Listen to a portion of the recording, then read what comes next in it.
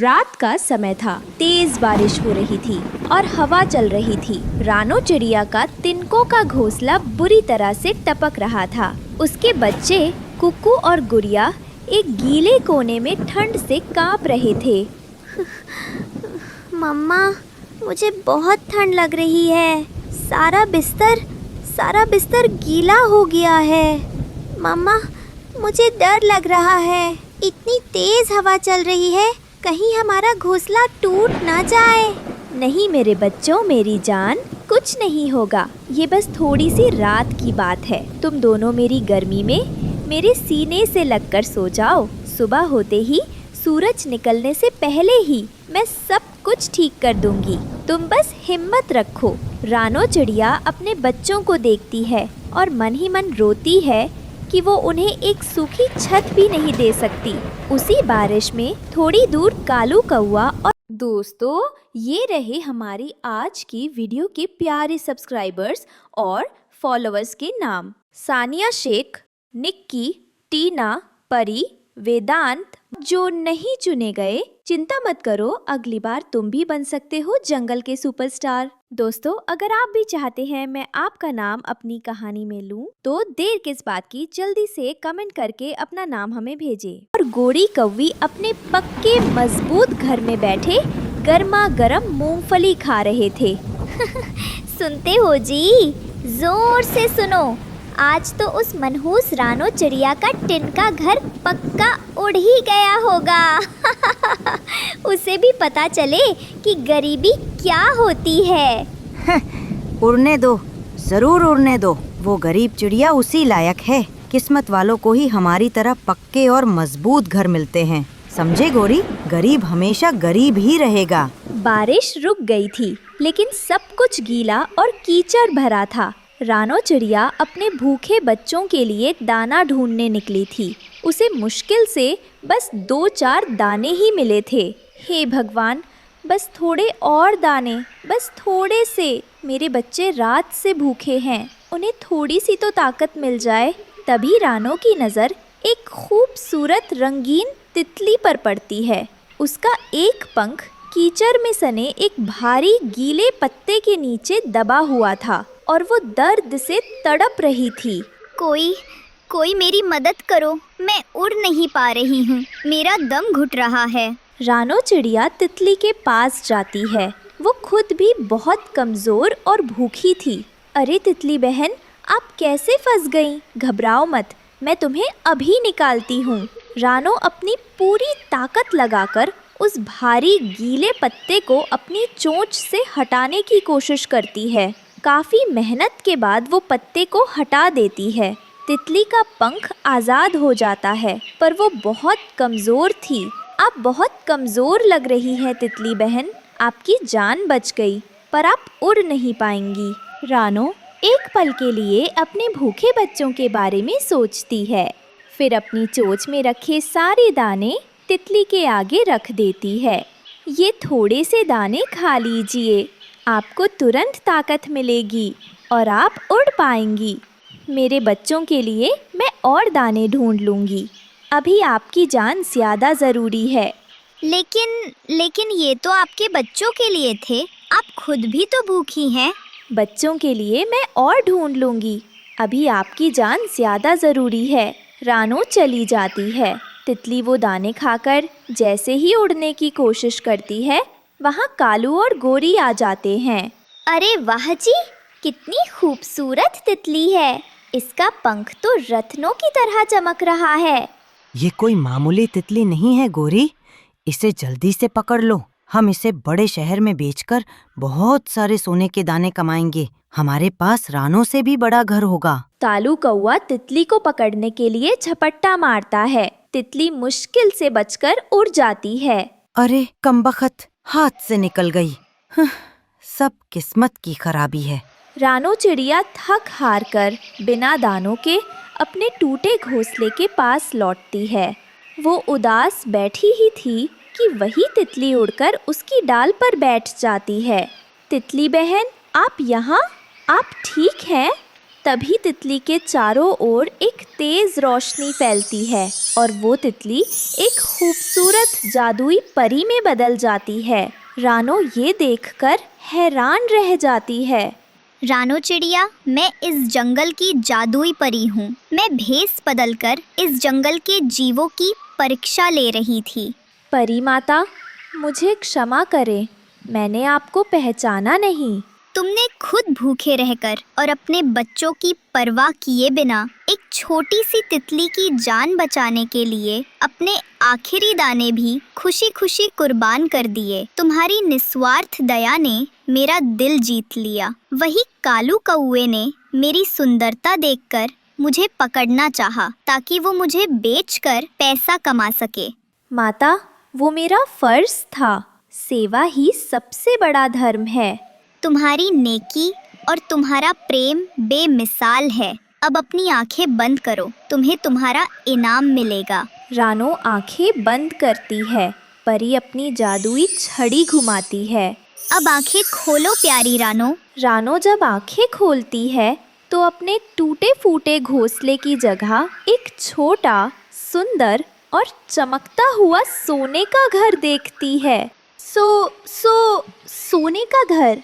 हाँ रानो, ये तुम्हारी नेकी और निस्वार्थ प्रेम का इनाम है। अब तुम्हारे बच्चे कभी ठंड में नहीं कांपेंगे। सोने के घर की चमक कालू कौवे के घर तक पहुंचती है। कालू और गोरी बाहर निकल कर देखते हैं और उनकी आंखें फटी की फटी रह जाती हैं। रानो, और सोने का घर, ये कैसे हो सकता है? जरूर ये उसी जादुई तितली का काम है। हमसे बहुत बड़ी गलती हो गई। हमें उसे पकड़ना चाहिए था। रानो की तरह दाना नहीं खिलाना था। जी, अब क्या करें? हम उस परी को ढूंढेंगे और उससे इससे भी बड़ा घर मांगेंगे। हरिया तोता, हरियाली तोती, बंटी कबूतर और बबली कबूतरी रानो को बधाई देने आते हैं। रानो बहन, आखिरकार भगवान ने आपकी सुन ली। ये घर तो बहुत खूबसूरत है। ये सब परी माता की कृपा है भैया। आप सब अंदर आइए। ये घर अब आप सबका भी है। रानो थोड़ी भी नहीं बदली थी। वो अपने दोस्तों के साथ अपनी खुशी बांट रही थी। कालू और गोरी जंगल में हर तितली के पीछे भागने लगते हैं। रुक जा, हमें सोने का घर दे। हमें हीरे जड़ा घर चाहिए। लालच में अंधे होकर वो तितलियों का पीछा करते करते जंगल में बहुत दूर निकल जाते हैं और कांटेदार झाड़ियों के एक घने झुंड में बुरी तरह फंस जाते हैं। ये कांटे! हाय, हम तो फंस गए। हमें बाहर निकालो। लेकिन उनकी आवाज़ सुनने वाला वहाँ कोई नहीं था। वे दोनों अपनी करनी का फल भुगत रहे थे, जबकि रानो चिड़िया अपने सोने के घर में अपने बच्चों के साथ खुशी खुशी रह रही थी, जिसने सिखाया कि सच्ची नेकी का फल हमेशा मीठा हो। सुबह का समय था। पानी की ठंडी बयार बह रही थी। उसी किनारे पर रानो चिड़िया ने छोटी सी जमीन चुनी थी, जहां उसने फूल गोभी बोने की तैयारी की। उसके साथ उसके दोनों बच्चे भी थे। देखो बच्चों, यही हमारी जमीन है। यही हम फूल गोभी बोएंगे। नदी का पानी पास में है। मिट्टी भी गीली और उपजाऊ है। वाह माँ, कितना अच्छा है ये खेत। हाँ माँ, और जब बड़ी बड़ी गोभियाँ निकलेंगी तो मैं उन पर बैठकर झूला झूलूंगा। अरे पगले, गोभी झूला नहीं होती। हाँ, ये हमारा खाना है, हमारा सहारा है। मेहनत करोगे तभी मीठा फल मिलेगा। जंगल में धीरे धीरे सूखे की आहट सुनाई देने लगी थी। कई दिनों से बारिश नहीं हुई थी। रानो चिड़िया को अपने बच्चों और आने वाले दिनों की चिंता सताने लगी। अगर वक्त पर बारिश ना हुई तो जंगल में खाने की कमी हो जाएगी। मुझे अपनी फूल गोभी की खेती पर पूरा भरोसा है। यही बुरे वक्त में हमारा सहारा बनेगी। रानो जानती थी कि इतनी बड़ी जमीन पर अकेले खेती करना आसान नहीं है। उसे दोस्तों की मदद चाहिए थी। इसलिए वो अपने सबसे करीबी दोस्तों के घर जाने का फैसला करती है। रानो सबसे पहले कबूतर के घर पहुंची। कबूतर घर के बाहर डाल पर बैठा था। भाई कबूतर, नमस्ते। अरे बहन रानो, कैसे आना हुआ? भाई, जंगल में सूखा पड़ सकता है, इसलिए मैंने नदी किनारे फूल गोभी की खेती शुरू की है। पर खेत बड़ा है, मैं अकेले नहीं कर पाऊंगी। अगर तुम थोड़ा हाथ बटा दो तो। अरे बहन, मैं तो अभी अपने घर का काम संभाल रहा हूँ। मेरे छोटे छोटे बच्चे हैं, उन्हें दाना जुटाना पड़ता है। खेती का काम मेरे बस का नहीं है। ठीक है भाई, जैसे तुम्हें ठीक लगे। फिर रानो गोरैया के घर पहुंची। गोरैया अपने बच्चों को चहचहाते हुए दाना खिला रही थी। बहन गोरैया, कैसी हो? अरे दानो, मैं तो ठीक हूँ, तुम सुनाओ। बहन, मैंने फूल गोभी बोई है, पर खेत बड़ा है और अकेले मुझसे नहीं होगा। अगर तुम थोड़ी मदद कर दो तो। अरे बहन, मेरे तो हाथ पांव पहले से ही व्यस्त हैं। सुबह से दाना ढूंढो, फिर बच्चों को खिलाओ, फिर घोंसले की मरम्मत करो। मेरे पास तो खेती के लिए वक्त ही नहीं है। अच्छा, कोई बात नहीं बहन। थोड़ी उम्मीद लेकर रानो टुकटुकी चिड़िया के घर पहुंची। टुकटुकी बहन, खेती का काम संभालना आसान नहीं, पर अगर तुम साथ दो तो। देख बहन, मुझे भी अपने काम है। ऊपर से मेरी सास आई हुई है, उनका भी ध्यान रखना है। खेती का काम मेरे बस का नहीं। अच्छा, कोई बात नहीं बहन। रानो निराश होकर लौट रही थी। तभी पास की डाल पर बैठा लाल बंगाली तोता सब सुन रहा था। उसका मन भर आया। ए रानो दीदी, तुम इतना दुखी क्यों हो रहे हो? अरे तोता भाई, तुम यहाँ थे? तुमने सब सुना? हाँ दीदी, सब सुना, लेकिन तुम चिंता मत करो। हम भी खेत में मिट्टी खोदबो, पानी डालबो, सब करबो। सच? तुम अकेले ही मेरी मदद करोगे? अरे दीदी, दोस्ती का असली मतलब यही है। अब हम दोनों मिलकर गोभी उगाएंगे। नदी किनारे जहाँ रानो का खेत हरा भरा दिखता था, वहीं पास में कालू कौवे का खेत सूखा और बंजर पड़ा था। मिट्टी फट चुकी थी और उसमें से न तो पत्ते निकले न फूल गोभी। धत तेरी किस्मत, इतनी मेहनत की, फिर भी खेत खाली का खाली, सब बेकार चला गया। अरे कालू, तुमसे खेती ना हो पाएगा। देखो, रानो का खेत स्टेडी स्टेडी ग्रो हो रहा है। हरी भरी गोभियां निकल रही हैं। तो क्या करूं, अब भूखा मरूं? गोरी ने थोड़ी देर सोचा, फिर चालाकी से मुस्कुराई। हम क्यों मेहनत करें? दूसरों का तैयार खेत है ना। चलो, रानो की गोभी चोरी कर लेते हैं। क्या चोरी? हाँ, अब यही तरीका है। रानो की गोभी स्टेडी स्टेडी ग्रो हो रही है। बड़ी बड़ी गोभियां। हम रात में जाकर आधा खेत साफ कर देंगे। कालू कुछ देर सोच में पड़ गया। तो तय हो गया, रात होते ही हम रानो की गोभी चुराएंगे। चांदनी रात में दोनों नदी किनारे उड़ते हुए रानो के खेत की तरफ जा रहे थे। रानो अपने बच्चों और बंगाली तोते के साथ खेत की देखभाल कर रही थी। चलो बेटा, पानी डाल लो और पत्तियों पर ध्यान रखना। माँ, मेरी गोभी बड़ी हो रही है। देखो, हरी हरी पत्तियाँ। तभी लाल बंगाली तोता एक तरफ बैठकर आसमान की ओर झांकने लगा। उसकी आंखें थोड़ी चौकस हो गईं। दीदी, हमरा कुछ तो गड़बड़ लगता है। देखो वहाँ पे। अरे हाय, दो परछाइयाँ धीरे धीरे हमारी खेत की तरफ आ रही हैं। कौन? कहाँ? दीदी, वही कालू कौवा और गोरी। देखो देखो, धीरे धीरे हमारी गोभी के पास आ रहे हैं। रानो का दिल धक धक करने लगा। वो जानती थी कि अकेले वो इन चोरों का सामना नहीं कर सकती। तोता भाई, हमें जल्दी से कोई योजना बनानी होगी। इन्हें पकड़ने का मौका सिर्फ एक ही बार मिलेगा। दीदी चिंता मत करो, हमरा पास बहुत प्लान है। रानो और तोता धीरे धीरे खेत में जाल बिछाने लगे। लेकिन जब कालू ने एक बड़ा गोभी का पत्ता पकड़ने की कोशिश की, तभी नीचे से जाल खिंच गया और दोनों फंस गए। जाल ऊपर की ओर उठ गया और घेर दे ऐसी तरह कि वे आगे पीछे हिल डुल भी ना सके। अरे छोड़ो छोड़ो हमें, बस थोड़ी सी टेस्टिंग कर रहे थे। हम बस भूखे थे। क्यों चोरी? तुम्हें मेहनत करके खाना नहीं चाहिए था। तुमने हमारी मेहनत को चुराने की कोशिश की। रानो दीदी, हमको माफ कर दो, हमें पछतावा हो रहा है। हम आगे से ऐसा नहीं करेंगे। ठीक है, तुम माफ तो कर रही हूँ, पर एक शर्त पर।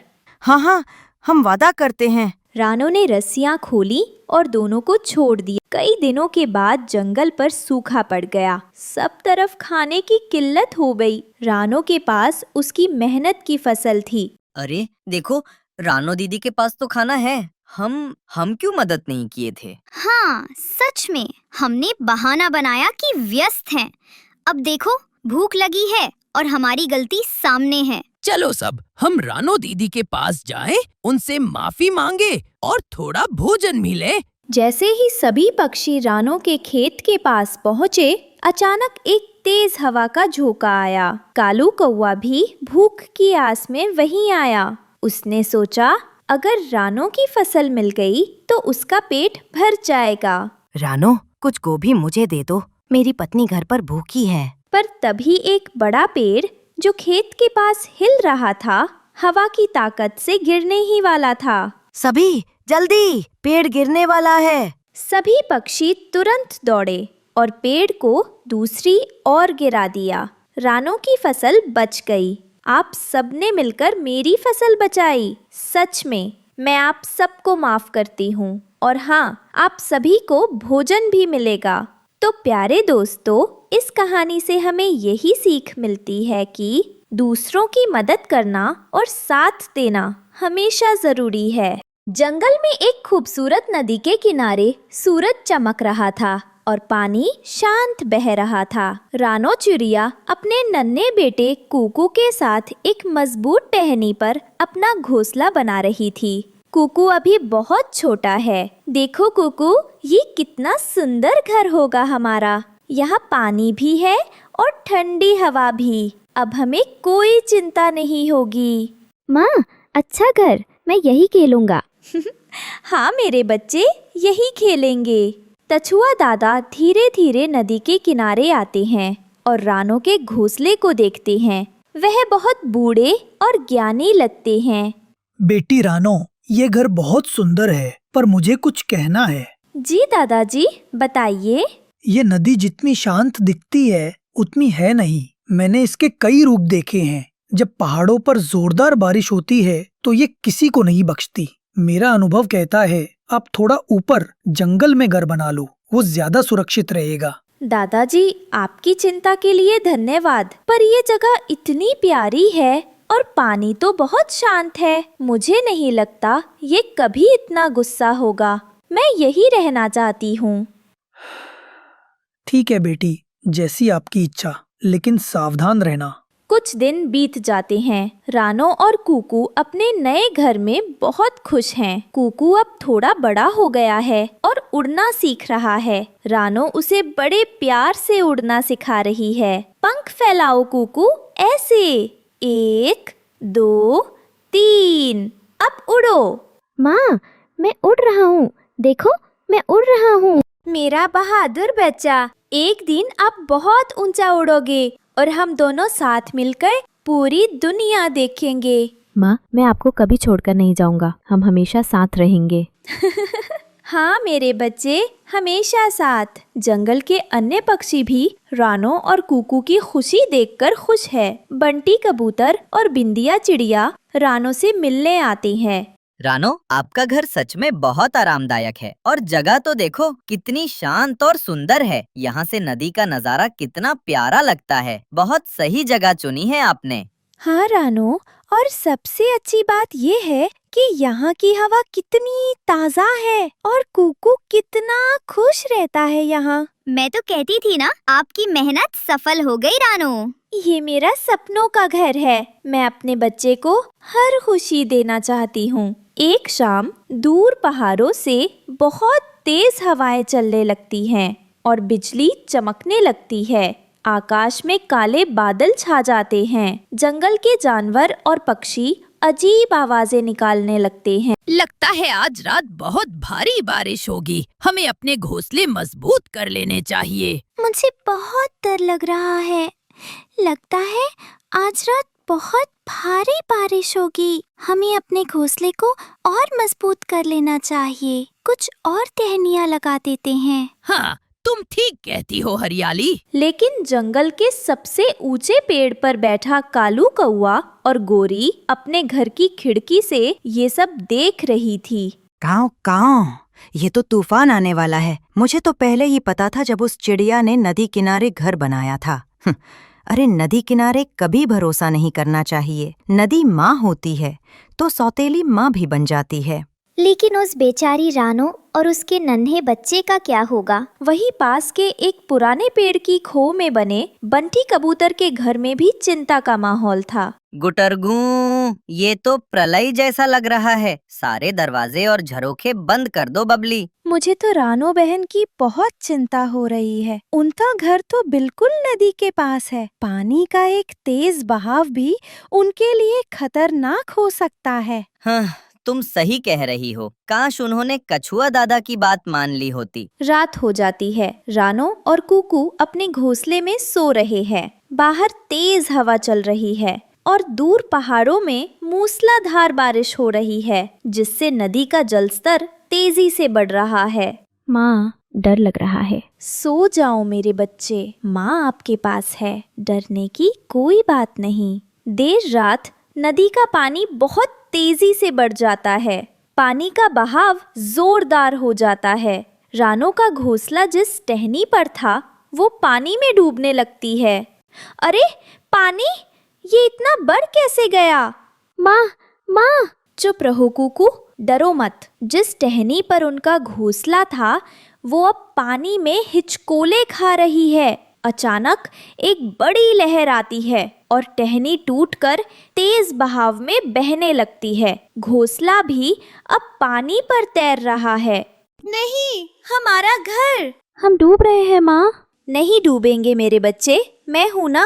घोंसला तेज बहाव में बहता जा रहा है। रानो अपनी पूरी ताकत लगा रही है कि वह किसी तरह घोंसले को सुरक्षित किनारे ले जाए। कुकू अभी ठीक से उड़ नहीं सकता था। वह डर के मारे रानो से चिपका हुआ है। कुकू, मेरी पीठ पर बैठो, कसकर पकड़े रहना। माँ, मैं डर रहा हूँ। रानो उसे अपनी पीठ पर बिठाने की कोशिश करती है। एक विशाल लहर आती है और उनके घोंसले को पलट देती है। रानो और कुकू दोनों पानी में अलग अलग हो जाते हैं। रानो पानी में छटपटाती है। अपनी जान की परवाह किए बिना वह कुकू को ढूंढने की कोशिश करती है। कुकू, मेरे बेटे, आप कहाँ हो? माँ, माँ! रानो देखती है कि कुकू एक लकड़ी के टुकड़े को पकड़कर बह रहा है और किनारे से ज्यादा दूर नहीं है। रानो अपनी पूरी ताकत लगाकर कुकू की तरफ बढ़ती है। जैसे ही वह कुकू के पास पहुंचती है, वह अपनी चोंच से उस लकड़ी के टुकड़े को जिस पर कुकू है, किनारे की तरफ धक्का देने लगती है। मेरे बच्चे, तुम्हें जीना है, तुम्हें जीना होगा। कुकू किनारे आ जाता है, लेकिन इस कोशिश में रानो खुद बहुत थक जाती है और तेज बहाव में नदी के बीचों बीच चली जाती है। एक बड़ा भंवर उसे अपनी चपेट में ले लेता है और रानो नदी की लहरों में ओझल हो जाती। सुबह होती है, नदी शांत हो चुकी है, जैसे कुछ हुआ ही ना हो। सूरज निकल आया है। डरा सहमा भूखा प्यासा कुकू झाड़ियों से बाहर निकलता है। उसका छोटा सा दिल अपनी माँ को ढूंढ रहा है। वह हर जगह अपनी माँ को पुकारता है। माँ, माँ, आप कहाँ हो? मुझे डर लग रहा है। उसे बस नदी का किनारा, टूटी हुई टहनियाँ और अपना टूटा हुआ सपनों का घर दिखाई देता है। कछुआ दादा दूर से ये सब देखकर चुपचाप आंसू बहाते हैं। कुकू अपनी माँ के लौटने का इंतजार करता रहता है, इस उम्मीद में कि वह वापस जरूर आएगी। रानो की ममता नदी की लहरों में हमेशा के लिए एक अनकही कहानी बनकर रह जाती है। खूबसूरत जंगल में सवेरा हो चुका था। रानो चिड़िया और उसके पति टुन्नू चिड़ा की गर्मा गर्म चाय की दुकान पर ग्राहकों की भीड़ लगी थी। पास ही कालू कौवा और उसकी पत्नी गौरी कौवी का पकोड़े का ठेला लगा था, पर वहाँ सन्नाटा था। टुन्नू जी, जल्दी से गर्मा गर्म चाय और बनाइए, मुसाफिरों की भीड़ बढ़ने लगी है। हाँ रानो, हमारी चाय की महक इस बार जंगल के उस कोने तक पहुंच गई है। कालू झटके से जागता है और भीड़ देखकर माथा पकड़ लेता है। गौरी, ओ गौरी, ये देखो रानो चिड़िया की दुकान पर फिर मेला लगा है और हम मक्खियाँ मार रहे हैं। मैं थक गई हूँ कालू जी। इनके समोसे में ऐसा क्या है जो सब यहीं आते हैं? हमें भी कोई आसान रास्ता ढूंढना होगा अमीर बनने का। कालू भैया, सुबह की मेहनत ही दिन भर मीठा फल देती है। आप भी थोड़ा जल्दी उठिए और ग्राहकों को बुलाइए। हाँ, हमें पता है। हमें तुम्हारी सलाह की जरा भी जरूरत नहीं है। रानो ने कालू की बात पर ध्यान नहीं दिया और अपनी मेहनत पर भरोसा करती रही। अगली सुबह कालू कौवा अभी भी अपने घर पर कंबल ओढ़कर सो रहा था। गौरी, जरा देखो, ये चिड़िया इतनी सुबह शोर क्यों मचाती है? मेरी नींद खराब हो गई।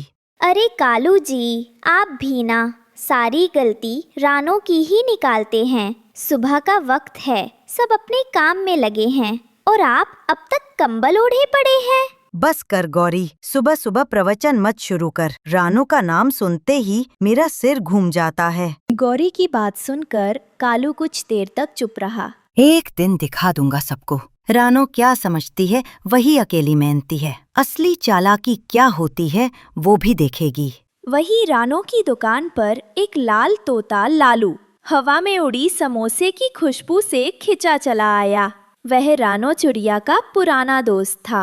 अरे रानो दीदी, ये की हो गया? ये तो भला खुशबू आ रहा है। आमी तो आकाश से उड़ते उड़ते नीचे आ गया। तुम तो पूरा जंगल के शेफ हो गया रे। अरे लालू भाई, कितने दिनों बाद दिखे। बैठो बैठो, गरम समोसे खाओ, चाय भी बना देती हूँ।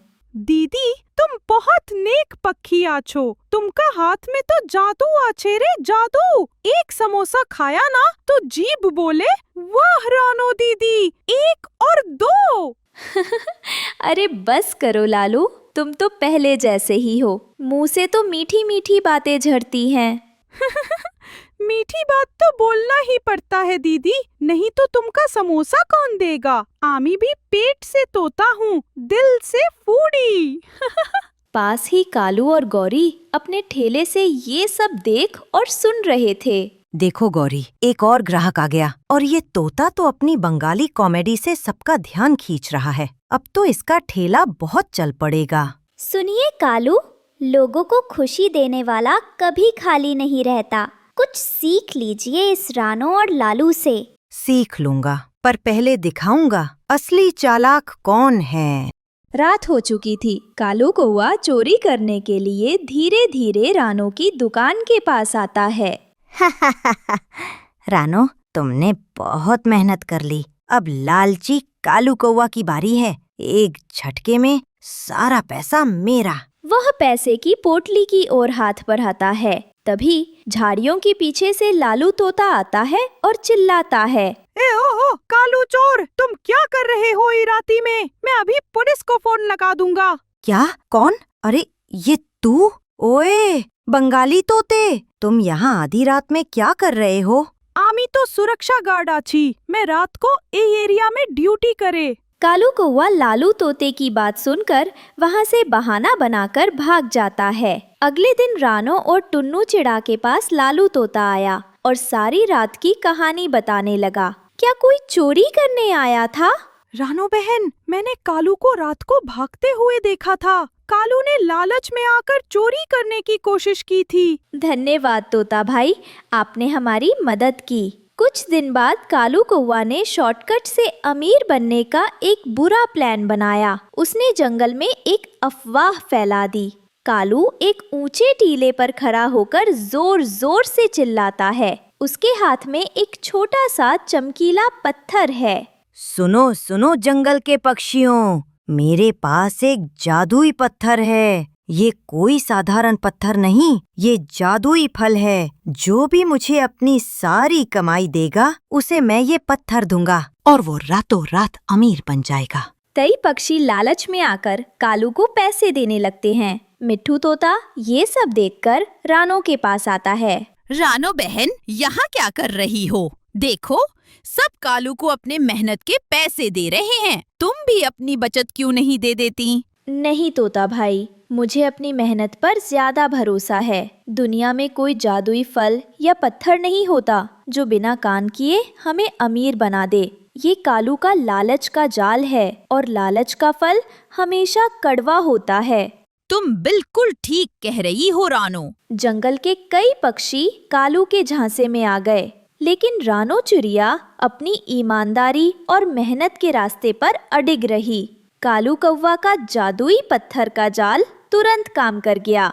कई भोले और लालची पक्षियों ने अपनी मेहनत की कमाई उसे दे दी। वहीं एक बरगद के पेड़ के नीचे लालची कबूतर, उसकी पत्नी बबली कबूतरी, हरियाली तोती और बुलबुल आपस में बात कर रहे थे। कबूतरी, तुमने देखा ये जादुई पत्थर? बस एक रात की बात है, कल सुबह हम अमीर। कोई दाना पानी जुटाने की चिंता नहीं। हाँ जी, मैंने तो पहले ही सोच लिया है। कल मैं सोने के धागों से अपना घोंसला बनवाऊंगी। अरे अरे, तुम दोनों घोंसले की बात कर रहे हो। मैं तो सीधे इंसानों के शहर जाऊंगी। मैंने सुना है वहाँ हीरे के बीज मिलते हैं। मैं उन्हें बोऊंगी और फिर मेरे पास हीरों का पहाड़ होगा। अगली सुबह लालची पक्षी बड़े उत्साह से जागे। उन्हें लगा कि रात भर में उनके घोंसले सोने के बन गए होंगे और उनके चारों ओर हीरों की बारिश हुई होगी। ये क्या? मेरा घोंसला तो अभी भी वही घास फूस का है। मेरा जादुई पत्थर कहाँ काम किया? ये किया जादुई पत्थर तो काम ही नहीं किया। सभी पक्षी गुस्से में कालू कौवा को ढूंढते हुए उसके ठेले के पास आते हैं। कालू और गौरी पहले से ही उदास और डरे हुए बैठे हैं। ओए कालू, मेरा पैसा वापस कर। कहाँ है मेरा जादुई फल? हाँ, तुमने झूठ बोला। तुम एक ठग हो। अरे शांत हो जाओ, मुझे नहीं पता। वो पत्थर तो जादू करता है। शायद तुम लोगों ने उसे गलत तरीके से इस्तेमाल किया होगा। ये सुनकर सभी ने कालू की अच्छे से धुलाई कर दी और वहाँ से चले गए। हमने लालच किया कालू जी। रानो ठीक कहती थी, शॉर्टकट से कुछ नहीं मिलता। ये सब देखकर रानो और टुन्नू 2 कटोरी में गर्मा गर्म समोसे लेकर उनके पास आते हैं। कालू भैया, गौरी बहन, भूखे होंगे आप दोनों। ये लीजिए, समोसे खाइए।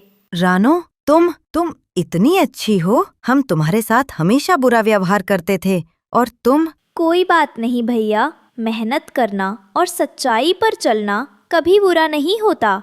मेहनत ही असली जादू है। अगर आप कल से अपनी दुकान पर ईमानदारी से मेहनत करेंगे तो आपका काम भी जरूर चलेगा। हाँ कालू भाई, हम भी तुम्हारी मदद करेंगे। शुक्रिया रानो, तुन्नो, तुमने मेरी आंखें खोल दी। अब मैं लालच छोड़ दूंगा और मेहनत से काम